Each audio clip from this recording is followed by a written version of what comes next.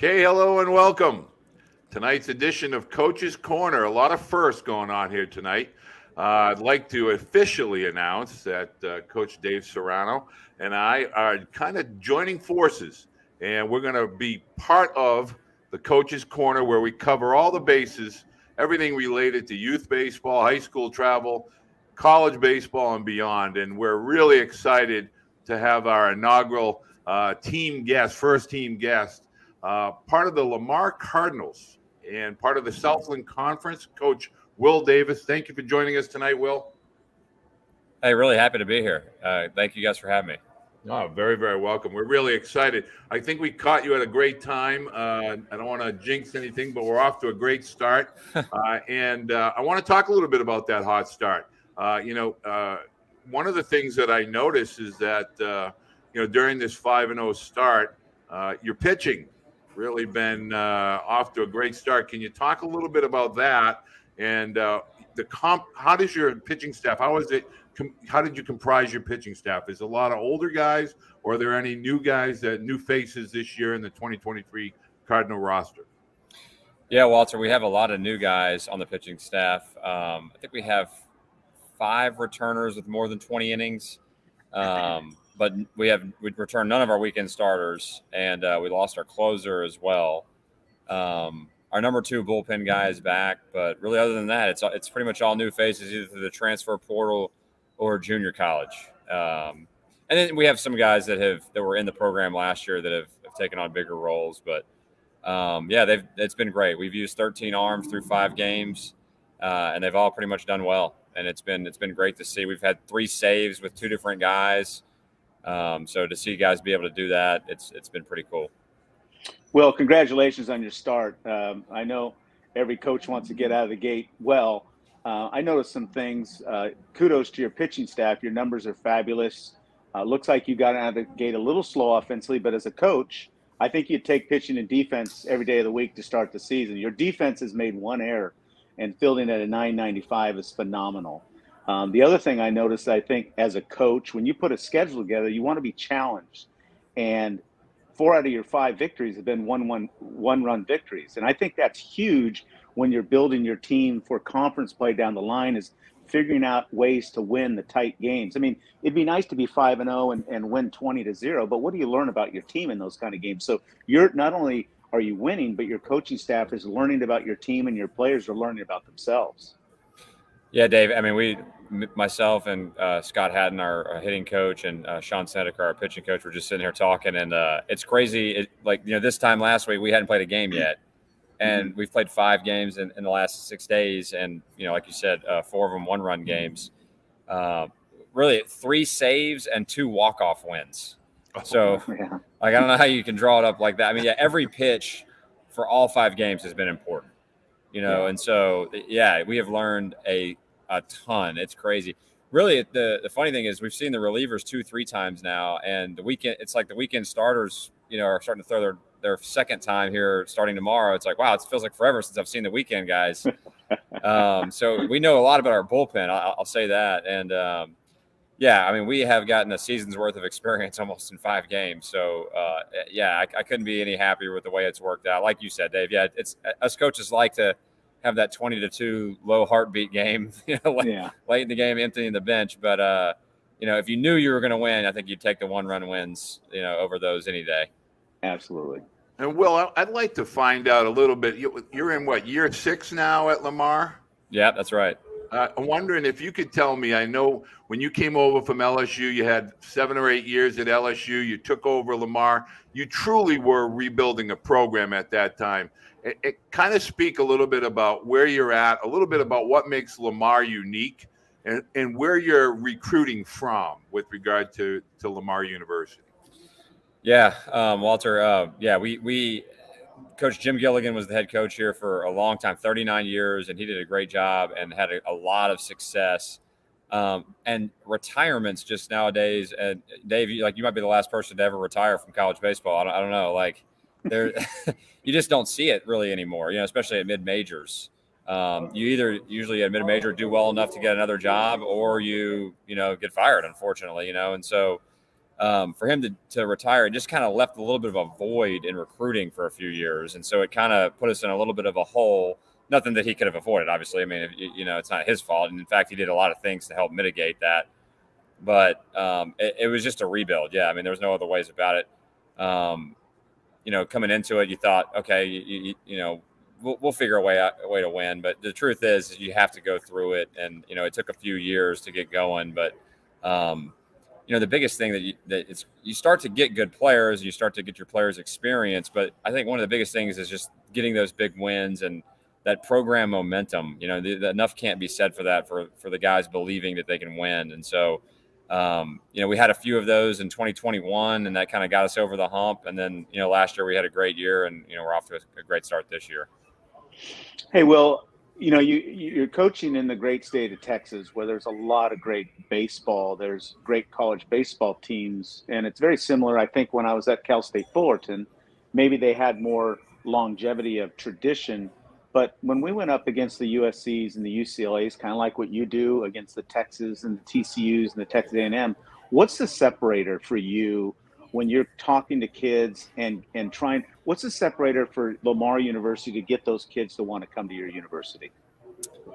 Yeah, I'd love to say that we win any recruiting battles against those guys, but we don't. Like if they can get them a walk-on spot, and nowadays NIL money, they could give the walk-ons, $6,000, $12,000. That's full tuition here.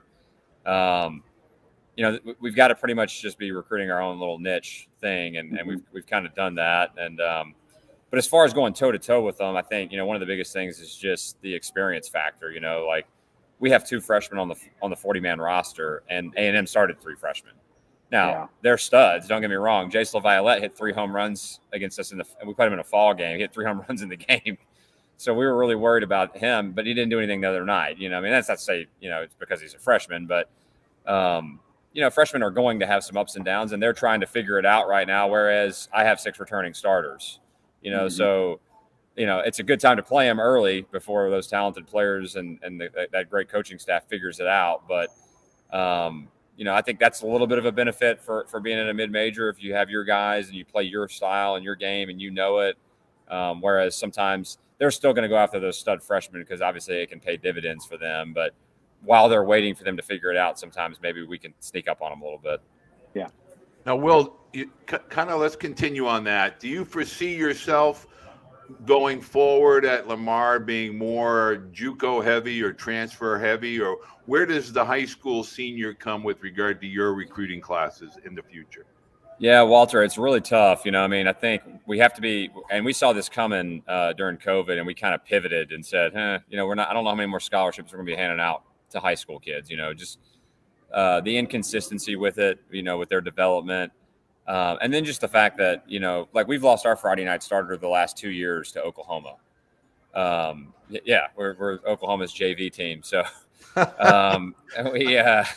easy, Skip.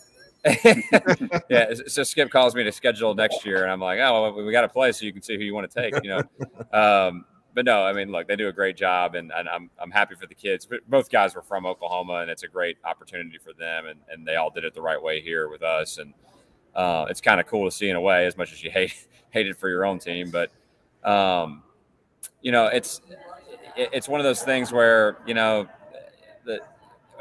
say with this, we've got some transfers this year, and the transfers have actually been better than the JUCO kids, even if they didn't have great years last year at the Division I level. I think sometimes that Division I experience of knowing, what the calendar looks like, what a season looks like, what the coach's expectations are, it's just a little bit different than JUCO, and JUCO has been really good to us as well. But, there is a difference, like down here, for instance, the only games that matter in JUCO are the conference games. So there's like that Monday game where they'll play like TCS post grad and they'll play all the freshmen because it really doesn't matter. Well, in college baseball, we don't do that. We're trying to beat Texas A&M on Tuesday night, so we're not playing all the freshmen. So it's just those kind of things are a little bit of a difference. So we've had we brought in a lot of JUCO guys, and a lot of them are very good. Don't get me wrong, and playing key roles on us. But the few transfer portal guys that we've brought in have been really good for us. So I think that's something we're going to, continue to try to go with as long as the rules remain the way they are. Well, you hit on a great point, and Walter and I talked about this last week, I believe. I always said when I had a high school player in my office and his family that the biggest jump in any baseball player's career is from high school to the college level, no matter what level they're going to, whether it's junior college, Division I, Division II, Division III, NAIA. I just think it's the discipline factor. I think sometimes kids in high schools think they're working hard, but when they get to college, they realize they were hardly working. Yeah. The 6 o'clock waits, the schooling, the practice, the study hall, the meetings.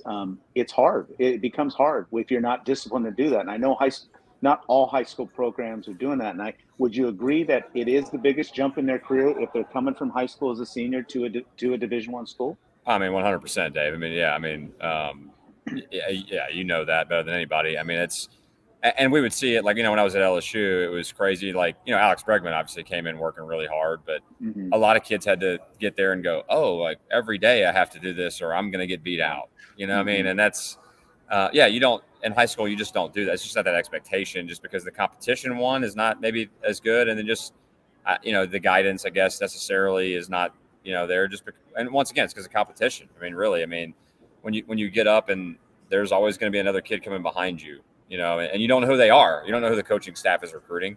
When you're in high school, you know who the sophomore is. You know who the freshman is. You know who the guy coming behind you is. And so, it's a huge jump for sure. And I've always said it's bigger than going in a pro ball out of college. I would, I've never coached in pro ball, so I'm not an expert on that, but I would 100% agree. It has to be. I mean, just from going from the levels of competition and just the success rate that you see. Yeah. Well, I can speak to watching a certain freshman go from high school to Division I ball and getting his teeth kicked in. So I know. Did he? I don't remember. I remember him being pretty good. Well, I only remember him being good. So was he bad at some point? I don't think he was bad against us. He took it on the chin against Stanford. I can attest to that. Okay, I don't think against the Tigers though.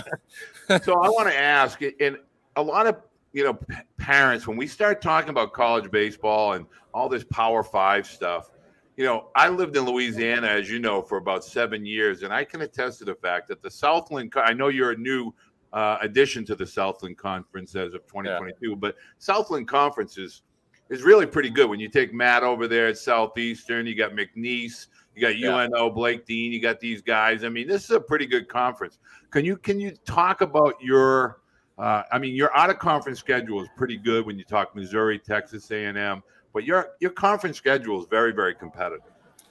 Yeah, no doubt, Walter. And coming from the WAC, now the WAC is a great conference. I mean, don't get me wrong. Grand Canyon, Abilene Christian, UTRGV, Sam Houston, Sac State, Cal Baptist. I mean, I'm glad we're not seeing all those teams. But I think a little bit of the difference from the Southland is the bottom teams are tough. The bottom teams last year, we went 10-2 against. I don't know that that's going to happen this year in the Southland. Now, if I never see Grand Canyon again, I'm good. But so I think everybody, there's a level in the conference, and I don't know if that's a geographic thing with all the teams being so close in proximity that it's easy to copy recruiting and those kind of things and copy style. Whereas the WAC being so spread out, you're going to just get some different styles, some different types of universities, and it can lend to a little bit of ups and downs with the level, the top heaviness, I guess you would say. But yeah, we're prepared 100% to strap it on every week when we get to Southland play. When you talk recruiting, Will, how do you guys handle? For the people that are listening, how do you guys handle camps? Do you guys have prospect camps on campus? How many of those do you have? And the other thing, because you're so junior college heavy in your recruiting, have you ever had a junior college uncommitted camp during either the holiday season or at the end of May when most of their seasons are over with? Great questions, Dave. So I'll start with the high school camps. Yeah, we do as many as the market allows pretty much. So I think last year we did 4 of them, and we had one in January with about 100 kids. We are very transfer heavy. It's not to say that we're not, we have a catcher that's a freshman that we really like, that's our number 3 guy right now, but he got a pinch hit at bat Saturday, base hit, like it was no big deal with the game on the line. So, you can still find those guys. There's no doubt. You want to have an avenue to do that other than just the normal recruiting way. And obviously the showcase camps, prospect camps are a great way to evaluate those guys on the field with them every day, all day and get to see them in every little aspect that you want to see them. As far as the junior college thing, we've thought about that before. That's a tough deal just because, the JUCO, and not to say that the high schools aren't in the same boat, but it's a little bit different, trying to get to the college level. Having the JUCOs in Texas that we have, I think it'd be a tough ask to like, hey, we want your guys to come in and run the 60 right before you guys start. We want you guys to throw 2 innings before, I have some pause on that one. What we've done is just in the summer, we've made the high school camps available to junior college uncommitted kids if they wanted to come. And we get a handful that do. We haven't had a ton of luck on that one. And as far as like signing kids, but, I just think for where we're at, like as a mid-major, it'd be tough to put that together without stepping on too many toes. Yeah. So, Will, I want to talk on this mid-major point that you bring up. Can you talk to me? Do you foresee any changes where, over the next year or two, 1, a change in the scholarship, and 2, with that change in scholarship, potentially, maybe a 1 AA or, the big Power 5 guys go to the left and the mid-majors go to the right, and you kind of have your own College World Series. If you see anything like that potentially happening down the road? I'm not really tapped into that stuff, Walter, anymore. I mean, it's, when you're at LSU, you get all the scoop and Maneri was tied with everything. And it's funny when we go play A&M, Schloss tells me about everything that's going on and educates me. And I'm like, oh, wow. We kind of stay in our lane, I could see that coming. Yes. I think like with anything, football and basketball are going to kind of drive, mainly football are probably going to drive everything. So, I don't know. I could see that coming. It doesn't feel like it would come quickly. I think that'd be a pretty drastic change to see. Like, would Fullerton be in the top thing? Would they be like 1 AA? Like, they can win the national championship. So, how do you differentiate? With all of that, because there's some schools, as you guys know better than anybody, that are really good at baseball, but maybe not necessarily good at anything else, or don't even have football. Right. So. Like, how do we do that, I guess would be, and I think those kind of things would take a long time to get organized, but maybe, yes, maybe in our lifetime, we will see that. On staying on that subject a little bit, throughout my career, Will, we've said it a few times on this broadcast, but I never liked the word mid-major, especially in the sport of baseball, because look what you just did over your last 2 games. You went into 2 Power 5, you played 2 Power 5 schools, A&M and Kansas State respectively, and you won both those games. And I think in the sport of baseball, it doesn't matter what level you are, mid-major or Power 5. Yeah. It's the team that plays best that day. Now, in football, it's a different story. In basketball, it's a different story. But in baseball, it's such a unique sport that you could have a good arm, or you can catch every ball that's hit. And that's why I hope they don't do it one day. But then again, I look at the other side of the coin, and I think the last 3 College World Series, there has not been a non-Power 5 school in the 8 teams in Omaha. That's concerning to me, especially someone that wore the Fullerton uniform for many years, and we were annually going to Omaha. And when you look at, they have 4 national championships at Cal State Fullerton. There's not many schools that can say that, and for sure not a school that's considered a mid-major. So that's a concern. But I never liked all respect to any school that's considered a mid-major, because it's baseball. It's different than the sport of football and basketball, and you don't have to be a Power 5 to win games. And you guys have proven that, and you proved that over your 6-year career there. Yeah, no, that's very well said, Dave. Look, the mid-major thing, I'm doing a little trick here by saying that. I'm trying to undersell and over-deliver. Yeah. Like, hey, we're the little lowly old mid-major, but we 100% expect to win. But I mean, you were at Fullerton, so by the, you're not hiding from anybody there. You're not tricking anybody into thinking you're a mid-major. That's how Augie took the same approach every year, and George Horton did too. it was, Cal State, Disneyland, and they just go out and beat everybody. I mean, they beat everybody. So Yeah. I totally agree with what you're doing. All right, good. So, Will, I'm getting a lot of questions from parents of current college student athletes. So it's kind of a delicate situation. But they're asking me, are you open to people that are not necessarily from the Southeast, the Louisiana, Mississippi, Texas area? Or is it somebody that you feel is best served, as far as Lamar is concerned, to be from that geographic area? Yeah, I mean, full transparency, Walter, as far as like the high school kids go, I think it'd be foolish for us to kind of go out of our region. I just, with the transfer portal, you're adding a lot of layers there. Like, okay, we take a kid from Chicago, he comes down, is he going to get homesick? If he is really good, is he going to try to go to, the first place after the year one? It's just not really a great business model for us. If we can get some academic money and they come, for nothing really, then we're low risk, maybe high reward. It's just not something that's really worked for us. So look, every situation into its own self is different. Obviously, if there's some kind of connection or something like that, it would be different. But the high school kids that we are recruiting are in a pretty close driving range for us. Going into this season, I know you have gotten off to a great start. Going into the season, what was the anticipation that you guys like this team? Yeah, we did, but we obviously, I think everybody likes their team in January. Yeah, so absolutely. I've never heard anybody say like we're going to really suck this year. So I guess sometimes first year head coaches do that because it's always the other guy's fault. But that's an old trick. But yeah, everybody seems to like their team in January, no matter how bad they were the year before. We had a lot of guys back, but we lost a lot of key guys too. I mean, we lost Adam Wheaton was our Saturday guy. He was a Division III transfer and went 10-2 for us. He was a senior last year. And then Braxton Douthit left and went to Oklahoma, like I said. And then Jack Dallas, the school's best closer in history, graduated and signed with the Phillies. And then we lost 4 key guys out of our lineup that did really well for us. So, I mean, we liked it. You're watching it. And my contention is, I know what bad looks like. We've got a baseline level of pitching where I don't think we're going to be bad. We can play great defense. So I think to be bad, you've got to not be able to do those two things. So, but what is good? Is winning 25 games good? Is winning 40 games good?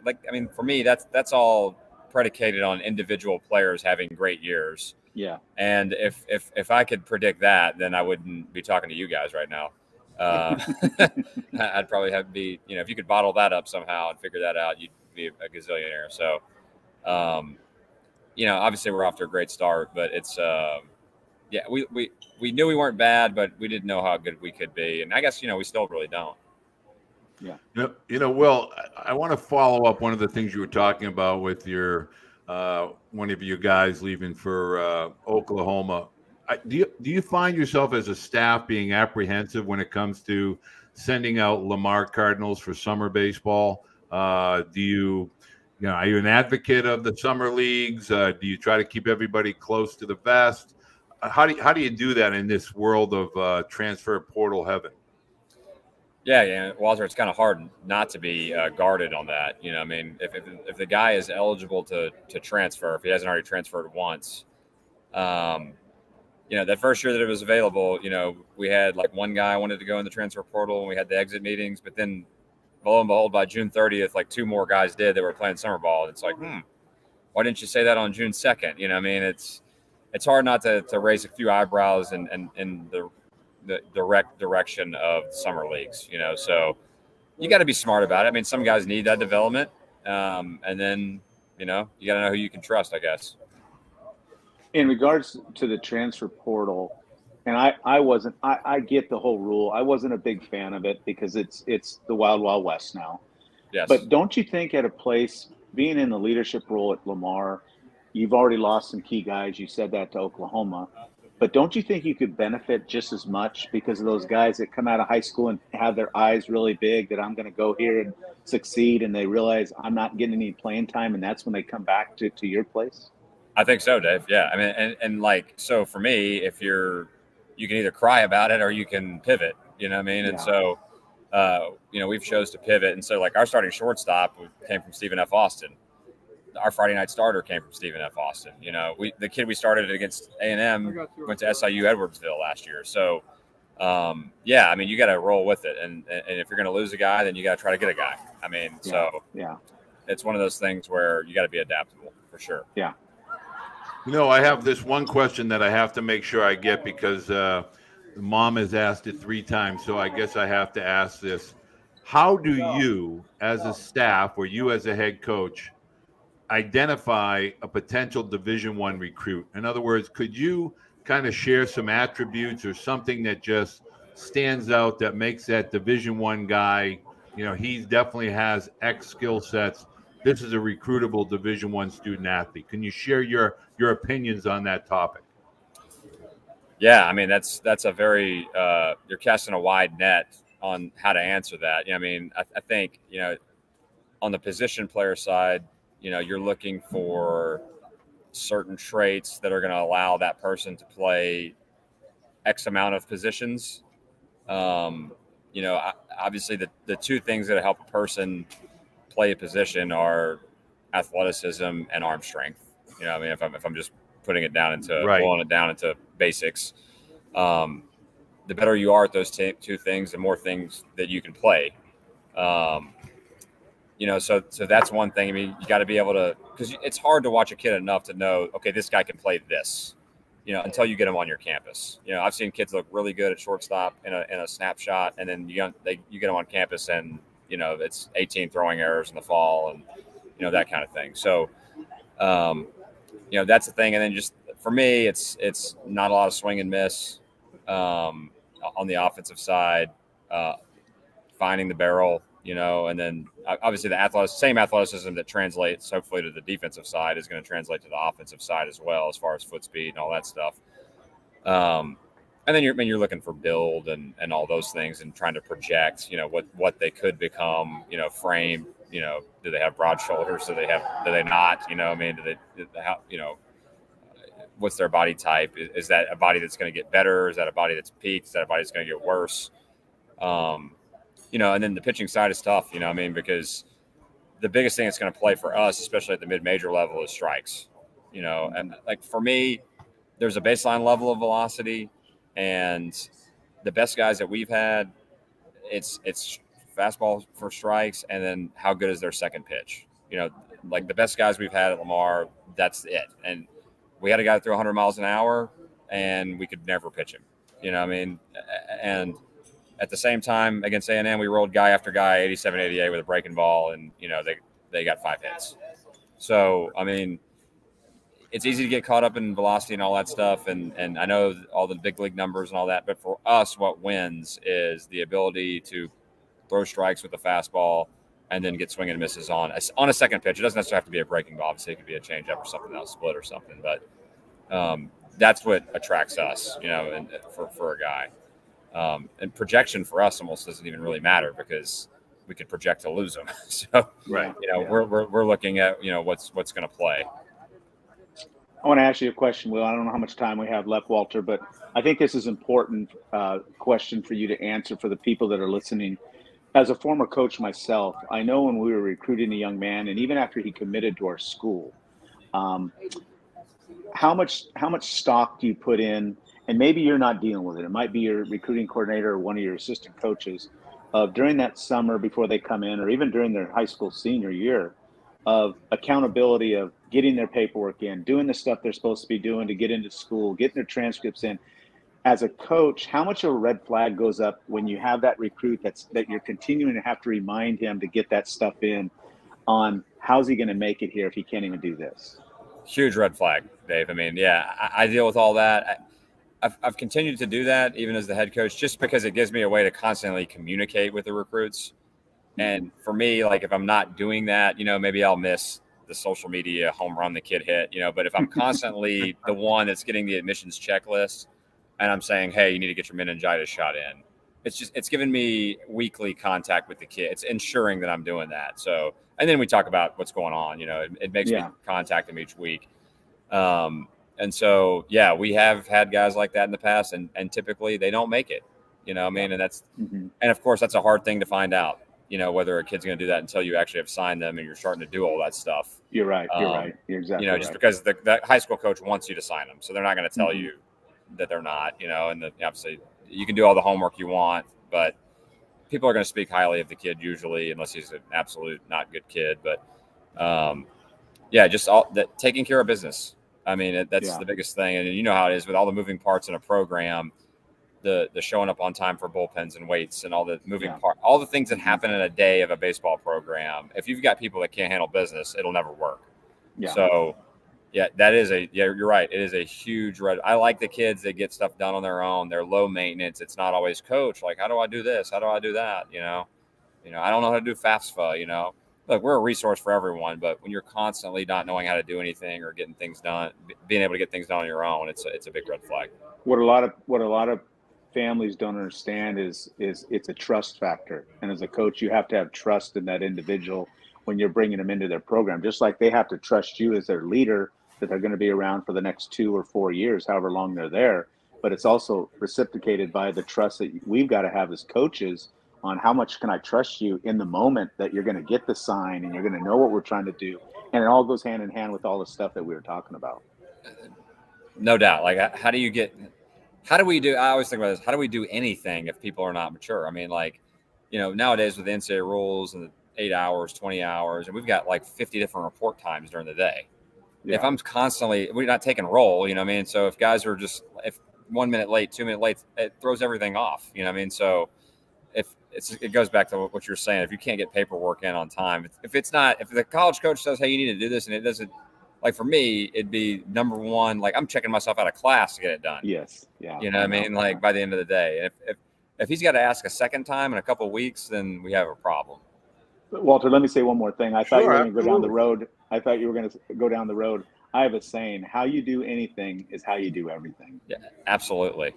You know, I love that. And, you know, I hope that's true. You know, I hope there's people that don't have messy cars that can really hit, but I'm sure there are. You know what I mean? Like, I know.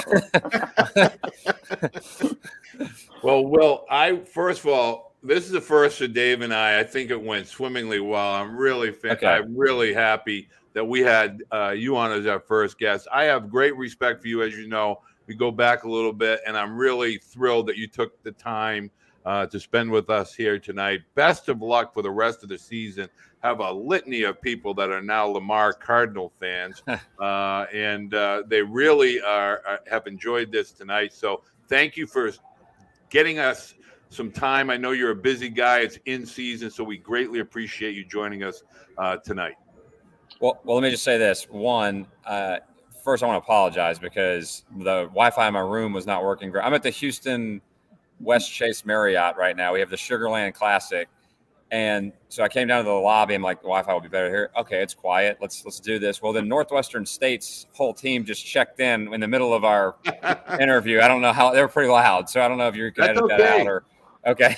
That's college athletics. Like they were literally like on the other side of the computer passing out keys and stuff like while I'm trying to do this. So you wanted to be first in line for the buffet line tomorrow morning for breakfast.